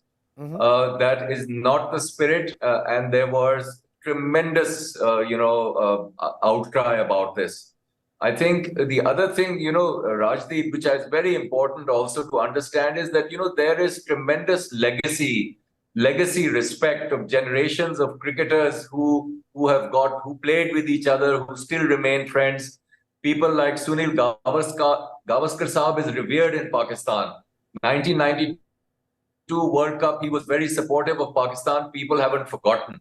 And the cricketing fraternity is like a brotherly. So, Wasim Akrams, Ramiz Rajas all speak very highly of their Indian counterparts. That filters through down to these players. So, you do have, unfortunate people who angry people who want to see other things. But, the players, the genuine cricket lovers, there's a lot of goodwill for this. And people don't see this. People think this is very unfortunate discussion. And it's really a minority. I will say that again and again. The respect the players enjoy for each other, tremendous. So you're saying there's a small minority which can, of course, hijack the agenda. But Shishir, is Javed being a bit of a romantic like all of us are? We romance this game. We want this game to be a pure sport. But because, as Sharda put it a little while ago, politicians take over. The politicians expect you to win. They invest a lot in cricketers because they can't resolve India-Pakistan issues diplomatically. They put the pressure on the players. Well, I think to be asking cricketers to double up for politicians would be asking for too much. Because at the end of the day, it's a game of cricket. And if they want to segregate politics and cricket, it would have been nice to see the greatest captain of Pakistan coming here to watch this big game, Imran Khan, where he is somewhere in prison at the moment. And that would have been a clear indicative that they're able to segregate politics and this great game of cricket. And I'm happy that there are people like Javed, may that try be increased, because if the game has to be restored for whatever it's worth, we need more of his ilk in the game of cricket. But Sharda, that's easy. I come back to it. Easier said than done. We are cricket romantics. We want the sport to triumph. But we've seen what's happened in the past. If a Pakistani team loses to India, the players will be abused, they'll be attacked, and vice versa. Kirti Azad just mentioned Arshdeep dropping a catch and social media just jumped on him. You get a sense that somewhere the players, as I said, are finding themselves in tangles they don't want to be. The Indian team won't travel to Pakistan at the moment, citing security reasons. The Pakistanis got their visas late. There is this problem outside beyond the boundary that we can't ignore. Absolutely not. But we are cricket romantics for sure. But I must point out something. Numbers also tell a story. When Pakistan and Sri Lanka played that game and Pakistan's chase started getting tight at the end, and it was getting tense, there were 1 crore connections on Hotstar. That's 10 million families in India were watching this on Hotstar streaming. Only Hotstar streaming. We don't know about everything else. That could be 5 people, 4 people watching. So that's 40, 50 million people watching that match, which did not feature India. So when you're thinking about that, you have to say that there is an audience that's looking for this, that wants to see a good cricket match. And another thing to point out is that the fact that the Indian cricket team cannot go to Pakistan has nothing to do with the cricketers. It's the government's decision. The fact that the Pakistani cricket team didn't get visas in time has nothing to do with cricket or the BCCI. It has to do at a much higher level. It's being done deliberately. So, the Pakistani team has been treated shoddily by the Indian establishment. Whatever the BCCI says, to me, it looks like this India-Pakistan seems to be the only match they're invested in. And I keep saying this, that, people in the highest reaches of power, both in cricket and outside cricket in the country, they love Indo-Pak cricket, but they don't want to have Pakistanis featuring in it. It's been a nonsense kind of a reaction. And you cannot blame cricketers for it. The cricketers will find it absurd because they are competitive. Actually, they want to play the Pakistanis. I call India-Pakistan cricket a reassurance building measure between fans. This is us. This is who we are. It's great that they could come here and meet people and see people after 7 years. Whatever the politics is, it is. Why cannot India and Pakistan play bilateral? Play ICC Test Championship because it's an ICC event. Go and play it in a neutral venue. You need that kind of confidence to come from the board itself. But the board at the moment is sort of owned by a larger political interest. It's a very different cricket board to what it was in 2011, and certainly not like what it was in '96, where 3 countries hosted the World Cup. So the politics of the country has really put enormous pressure on the cricketers and the fans, and it's completely unfair. And social media has just amplified and exacerbated it. It's terrible. The fact, of course, is that the Pakistanis have been given a very warm welcome in Hyderabad, and I'm sure they'll get it in Bengaluru as well, and hopefully in Ahmedabad. But Kirti Azad, there will be those who are watching this show, and in the build-up also we've heard noises that, look at it, our soldiers are getting killed at the border, there's cross-border terror. How can we play a game of cricket? Do you agree with that? And as Sharda says, why can't we play with Pakistan in a test match at a neutral venue? Has politics, because the present government doesn't want to have any deepening relations with Pakistan, influenced the way the cricketers are? If the cricketers were left to themselves, would they want to play against Pakistan, irrespective of what's happening on the border? Well, there are 2 parts to this. One is when you're playing an ICC tournament, you have to play it, otherwise you lose your membership. You play a T20 or you play a Champions League or you play Test Cricket Series or you play this World Cup that we are playing, Cricket World Cup. That is one thing that you have to play, you are obligated to play that. But when you talk about bilateral relations, terror and talks don't go together. And that is one thing I will always as an Indian say, that until unless terror stops, we should not have bilateral with Pakistan. We have had examples like South Africa, the apartheid, the entire world had boycotted them. You had, I think, 1984 Olympics, the complete Moscow Olympics, when the complete Western bloc had boycotted them. So we, 80 Moscow, yeah. So, you know, there have been instances where people have made a statement against apartheid and other issues which have been very serious. And here, when we talk about India, we are getting soldiers martyred every day, almost every day. And bilaterals, terror and talks, I once again repeat, no. Okay, you're saying terror and talks or terror and cricket in a way can't go together. Bilateral cricket, Sharda Ugra feels differently. Yes. Sharda Ugra feels differently. Javed Qureshi, from a Pakistani perspective, do you concede that as long as there's a hostile situation at the border, how do you play a cricket match in a normal atmosphere? No, it's look, I respect Kirti Saab's opinion, but I do think that, you know, we should be playing bilateral cricket. It'll bring the countries closer together. Hopefully, it will, you know, clear misunderstandings about some fundamental things. And I think by not playing, we continue to, you know, create more tension and create more animosity. And we then give the extreme people in our respective countries ammunition to carry on. And this just becomes a vicious circle. I think we need to break this. But, you know, as you said, I'm a romantic. Maybe I'm a bit too idealistic. No harm being a romantic. We need more romantic. You know, we played this game because we loved it. But Shishir Attandi, do you believe terror and cricket can go together? Not at all. Not at all. Okay. In fact, cricket is such a small part of what's happening across the borders, you know, and I really believe that, you know, in my own way, I mean, we've lost people on both sides. People have lost families and, you know, brothers and fathers. So to be thinking that, you know, sport is going to bridge that gap, it's going to bring people closer, I think it's a figment of our romantic imagination. It's not going to happen. I know that the ICC events are, in a sense, mandatory for teams to play because there's a lot of money involved. There is broadcasting rights involved. Money has to go to, you know, boards from the revenue that comes in, so they are obliged to play the tournament. But as an Indian or as a Pakistani, I think bilateral series is not the solution to what's happening, you know, on those borders. And we need to take that a little seriously. Cricket's a very small part of all this. It's more about the safety of citizens on both sides. In conclusion, I want to go right round the round table, asking you all your favorite India-Pakistan moment. Sharda Ugra, you start. Over the years, we've seen a lot of India-Pakistan cricket, one-day tests. Is there a moment that stands out for you, Sharda Ugra? Many moments.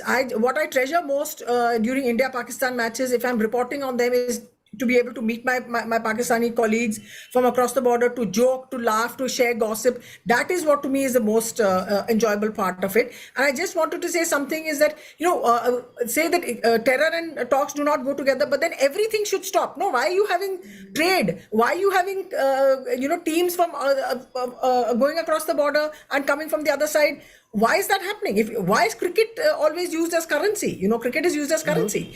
So, and it happens all the time. Of course, there needs to be, and terror on both sides, people have suffered, like she said, quite eloquently.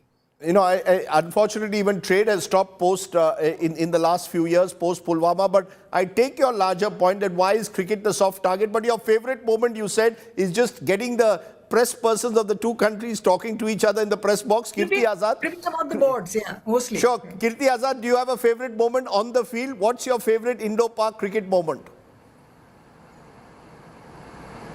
There's so many of them. I mean, my personal performance here in the day-night game against Pakistan, it was 75 for 7 chasing 197, needed about 100 odd runs in 11 or 12 overs, and it was 4 or 5 runs those days were a hell of a lot. And ultimately, I managed to hit 4 sixes, got it till the end, won by 1 wicket in the last over. So, personally, that was a great moment for me. That was immediately after the World Cup. The first game, first day-night game, that also against Pakistan, which you were losing. Okay, then we will remember that day, of course, of Kirti Azad smashing the Pakistani attack. Javed Qureshi, what is your favourite moment in India-Pakistan cricket? Rajdeep, it's got to be Javed Miandad asking Dilip Doshi for his room number. We have watched that hundreds of times. I still continue to watch it. To me, it is just unbelievable that is what was going on. And I'm quite friendly with Javed, and he gives me some inside information on that, which is even more funny about how some people were winding him up, saying go and keep doing it. To me, that's priceless. It's absolutely priceless. I just want to tell our younger viewers, this was Javed Miandad asking for a room number of Dilip Doshi, the left-arm spinner, because he kept saying, I'm going to hit you in where your room is in the hotel. And that's what really he got under Dilip Doshi's nerves. But it showed that sort of humorous tinge amidst the sort of tension around an Indo-Pak match. But Shishir Attangdi, in conclusion, what's your favourite Indo-Pak moment? Well, my favorite moment, Rajdeep, will be the day after I got married. I was on honeymoon, and I decided to postpone my honeymoon because there was a certain gentleman called Kirti Azad who was tonking the ball over the park, and I told my wife, cricket comes first. I wasn't very popular after that, I can tell you, in my house. And but that innings was something that stood out in my life. Okay, so you postponed your honeymoon to watch Indo-Pak cricket. That's perhaps the magic of the match. At the end of the day, we of course fiercely wear our patriotism on our sleeve, but we enjoy a game of cricket. And that's what hopefully makes Indo-Pak cricket so special. Thank you to my guests for joining me. When I return, I have one more little thing to share with you. My favorite top 6 Indo-Pak moments. That's coming up on the other side.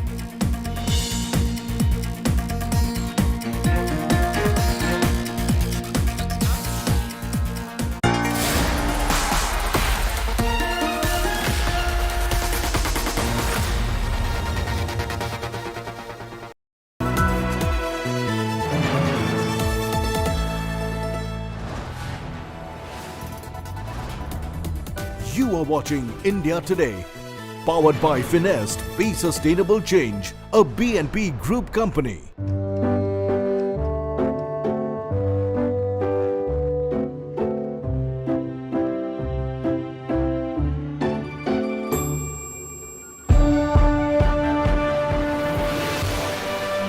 Colors by Cola makes you wish everything was as vibrant.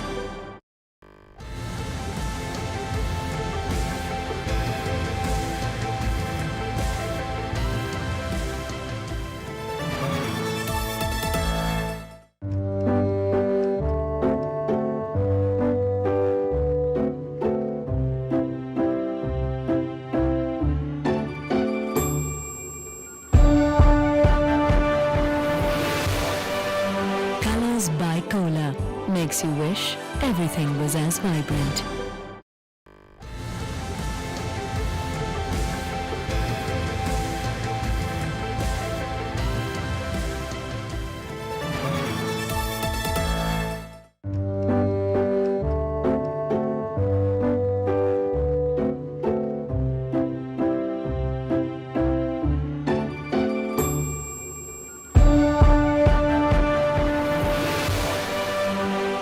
By Cola makes you wish everything was as vibrant.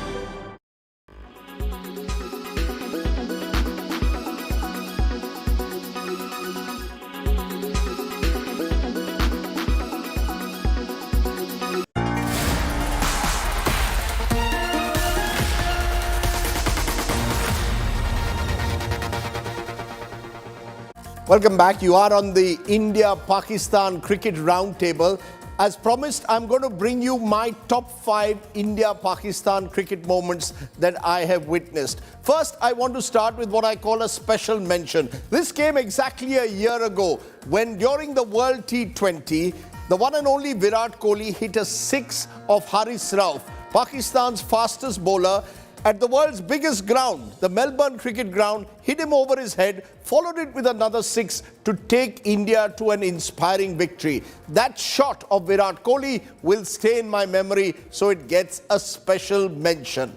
At number 5, let's turn to my fifth moment first of India-Pakistan cricket. Well, it comes when India beat Pakistan in the final of the World Championships way back in 1985. That's right. Sunil Gavaskar was the captain of that team. Pakistan batted first to score 176 for 9. India won the match easily by 8 wickets. Krish Shrikant and Ravi Shastri stitching together a century partnership. Shastri won the Man of the Series award in an Audi car. Gavaskar was the captain of the team and then decided he would never captain India again. Another star of that team, Lakshman Shivramakrishnan. India winning a big ODI tournament is my fifth moment because they beat Pakistan in the final. There it is, victory for India. Well played. Let's turn now to my moment number 4. Who can forget that Sachin Tendulkar shot? The little master slashing a Shoaib Akhtar bouncer over points for 6 runs. India was chasing 270 for a victory in the 2003 World Cup. India won by 6 wickets. It came against the backdrop of what had happened in Kargil, high tension on the border, but it was nothing quite like what we saw on the field. Sachin scoring a magical 98. Back into the game. That's a beautiful stroke. Okay, let me turn now to my third favorite moment. The Australasia Cup final in 1986 at Sharjah. This time it was Pakistan who needed 4 runs off the last ball. Chetan Sharma bowled the last over, and of the last ball, a full toss, Javed Miandad hit it for a 6. Many believe it was the shot that was the wealthiest shot in world cricket because Javed was then celebrated by Pakistanis across the world. And it took many years for us to bury the ghost of Sharjah. It was an incredible shot in a high-tension game. India and victory.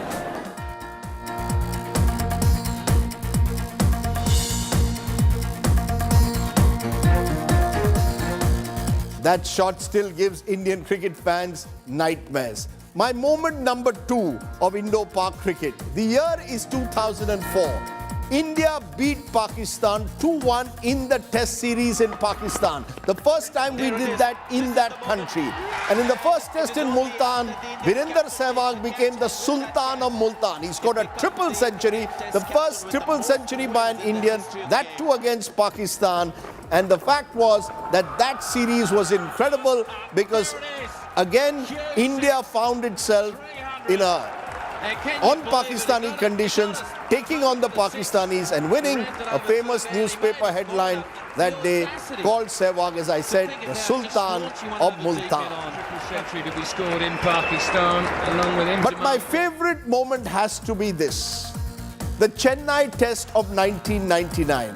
India was chasing 271 in the second innings for a famous victory. We kept losing wickets. Sachin Tendulkar almost took us in the company of Nayan Mongia to a famous victory. Tendulkar himself scoring 136. But once he was out, the Indian team collapsed. India lost by just a handful of runs. But that's not the story. The story for me was the manner in which the Chennai crowd then gave a standing ovation to the victorious Pakistani team. I have never seen that in either Pakistan or India, a team being cheered, a rival nation's team being cheered like this. I salute the crowd in Chennai. I hope that we will see many more such moments where cricket can triumph over politics and the divides between people. On that romantic note, I want to end the show. Let's hope that sport triumphs beyond the boundary. Namaskar, Jai Hind, goodbye.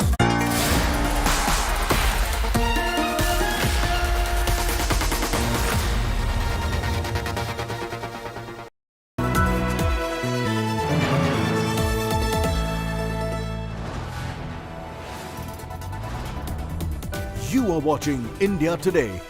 Powered by Finest, Be Sustainable Change, a BNP Group company.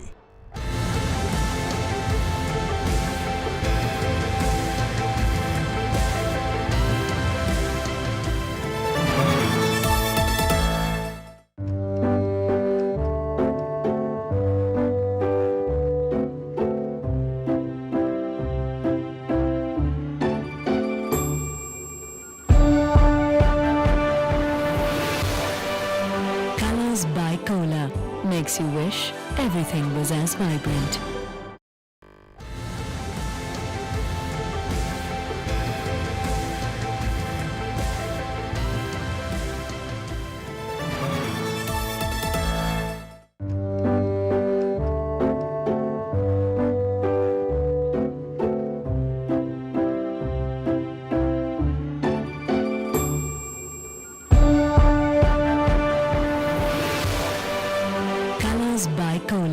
Makes you wish everything was as vibrant.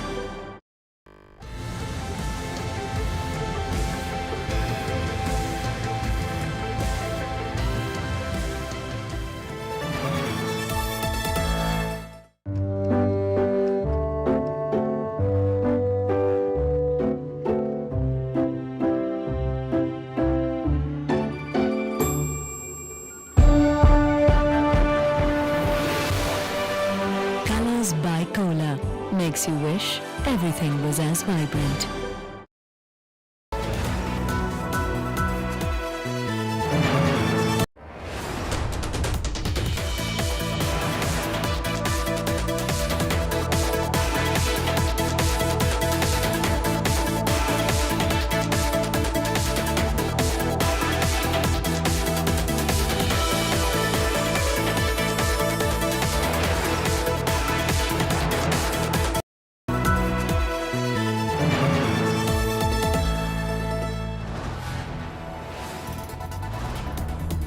You are watching India Today, powered by Finest, Be Sustainable Change, a BNP Group company.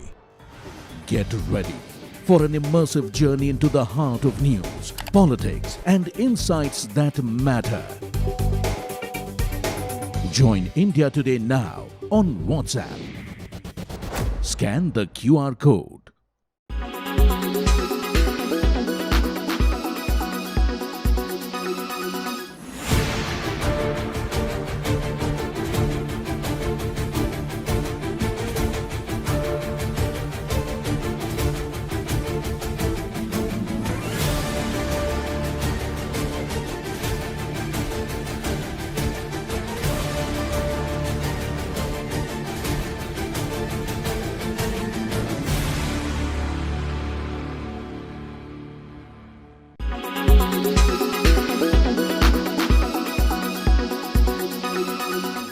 Make your media plan smarter with India Today Live TV on your connected devices.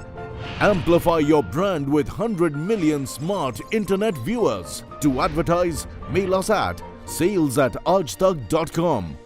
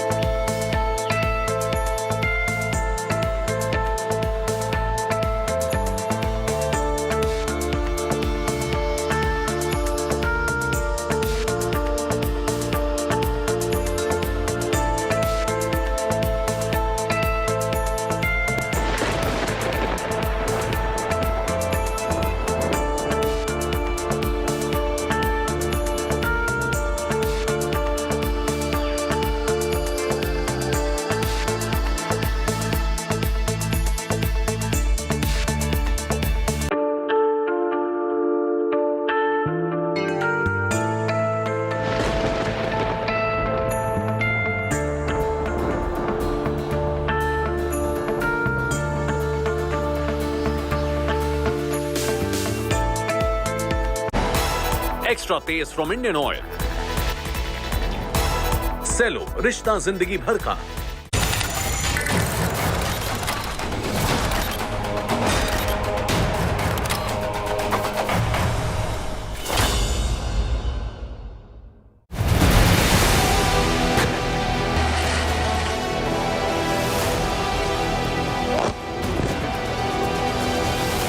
Israel mobilizes big.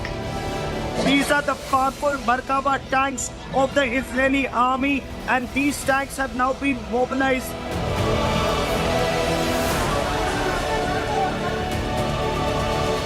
Jerusalem jittery. Situation remained tense till Al-Aqsa Mosque. Those who were not allowed are protesting. All of a sudden there were escalation between the people.